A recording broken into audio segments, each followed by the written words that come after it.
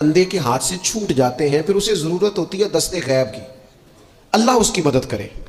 جو آیہ کریمہ میں نے قرآن مجید کی پڑھی ہے اس میں اللہ کریم نے فرمایا یا ایھا الذین آمنوا توبوا الی اللہ توبۃ نصوحا، اے ایمان والو اپنے رب کی طرف رجوع کرو، اپنے رب کی بارگاہ میں توبہ کرو، پر توبہ سچی کرنا، رجوع الی اللہ کرو، اللہ کی طرف رجوع کرو۔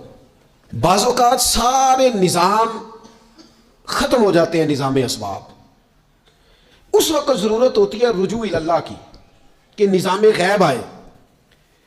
حضرت سارہ رضی اللہ تعالی عنہا جو جناب ابراہیم علیہ السلام کی اہلیہ ہیں، آپ ایک رستے سے گزر رہی تھیں، حضرت ابراہیم علیہ السلام آپ کے ساتھ تھے، تو جس رستے آپ تشریف لے جا رہے تھے اس رستے میں بادشاہ بڑا ظالم تھا، وہ معاذ اللہ تعالیٰ ثم معاذ اللہ عورتوں کو گرفتار کر لیتا اور اپنی بدباطنی کا ثبوت دیتا۔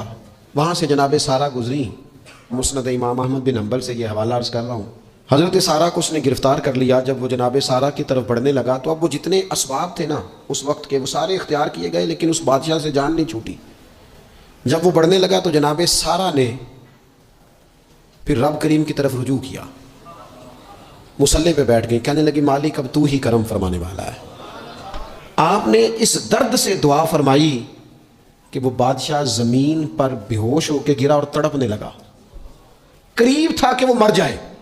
تو حضرت سارہ پھر مصلی پہ بیٹھی اور اپنے مالک کی بارگاہ میں عرض کرنے لگی مالک اگر یہ مر گیا تو مجھ پہ الزام آئے گا کہ میں نے مارا ہے، اسے مارنا بے ہوش ہی فرما۔ وہ بے ہوش ہو گیا، تھوڑی دیر کے بعد ہوش آیا تو پھر آپ کی طرف بڑھنے لگا، تو آپ نے پھر اللہ کی جانب رجوع کیا۔ جب دوبارہ رب کریم کی جانب رجوع کیا تو پھر وہ بے ہوش ہوا۔ کئی دفعہ وہ کوشش کرتا، لیکن آپ جب اپنے مالک کی بارگاہ میں ہاتھ اٹھاتی تو بے ہوش ہو کے گر پڑتا۔ بالآخر آپ سے معافی بھی مانگی، آپ کو آزاد بھی کیا۔ ایک وقت ایسا آتا ہے جب سارے اسباب جواب دے جاتے۔ ہم مسلمان ملک میں رہتے ہیں، کچھ باتیں بڑی خوب ہیں۔ میں نے دیکھا ہے کہ ڈاکٹر جب سمجھ آتا ہے نا کہ رپورٹس، ادویات، ٹیسٹ اب اس نتیجے پہ پہنچ گئے ہیں کہ شاید یہ مریض بچے گا نہ، تو چونکہ مسلمان ملک ہے تو میرے وطن کے ڈاکٹر ایک خوبصورت جملہ بولتے ہیں، مجھے بڑا پسند ہے۔ وہ یہ نہیں کہتے اب کچھ نہیں ہو سکتا، وہ کہتے ہیں آپ دعا کریں۔ کیا مطلب کہ اب رجوع اللہ کا وقت آ گیا ہے، ہمارے پاس جو شعور تھا، علم تھا، وہ ہم نے خرچ کر دیا، اب ٹائم ہے کہ رجوع اللہ کریں آپ اللہ کی بارگاہ۔ یہ بڑا خوبصورت جملہ ہے، اچھی باتوں کا بھی تو ذکر کرنا چاہیے نا۔ یہ خوبصورت جملہ ہے کہ آپ دعا کریں۔ ایک وقت آتا ہے جب دعا کی ضرورت ہوتی ہے، دست غیب کی ضرورت ہوتی ہے۔ نبی پاک علیہ السلام 313 کو لے کے جب میدان میں آئے تھے تو ظاہری اسباب تو یہ تھے کہ 1000 سے مقابلہ کیسے ہوگا، تو پھر میرے کریم نے پتہ کیا کیا، حضور نے پھر رب کریم کی طرف رجوع فرمایا، اور پھر اللہ کی مدد فرشتوں کی صورت میں آئی۔ ایک خاتون تھی حضرت زنیرہ رضی اللہ تعالی عنہ، یہ صحابیہ ہیں، یہ مسلمان ہو گئیں، کفار نے انہیں مارا، تکلیف تھی، بڑی اذیت سے گزری، یہاں تک کہ ان کی بینائی چلی گئی۔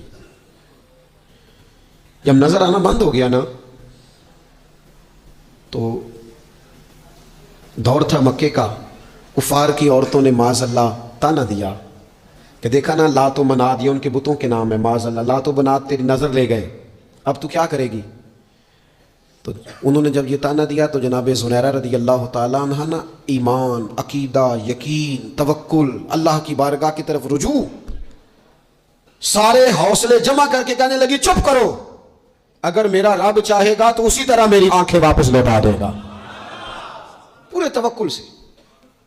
اور پھر آپ نے دعا مانگی، اے اللہ مہربانی فرما، یہ مجھے تانا دیتے ہیں کہ اگر تو نے دل مسلم کی دل جوئی نہیں تو تانا دیں گے بت کے مسلم کا خدا کوئی نہیں، مالک مہربانی فرما۔ وہ رجوع اللہ کیا، رات کو سوئی تھی تو آنکھوں میں روشنی نہیں تھی، جب صبح اٹھی تو دونوں آنکھوں کو اللہ نے روشن فرما دیا تھا۔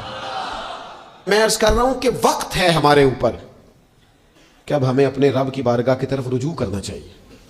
جب بندہ اللہ کی جانب رجوع کرتا ہے نا، نبی پاک علیہ السلام نے فرمایا جب تم استغفار کرتے ہو نا تو اللہ ہر مشکل سے نکلنے کے لیے تمہیں رستہ عطا فرماتا ہے، اور اللہ تمہیں وہاں سے رزق عطا کرتا ہے جہاں سے تمہارا کبھی گمان بھی نہیں گیا ہوتا۔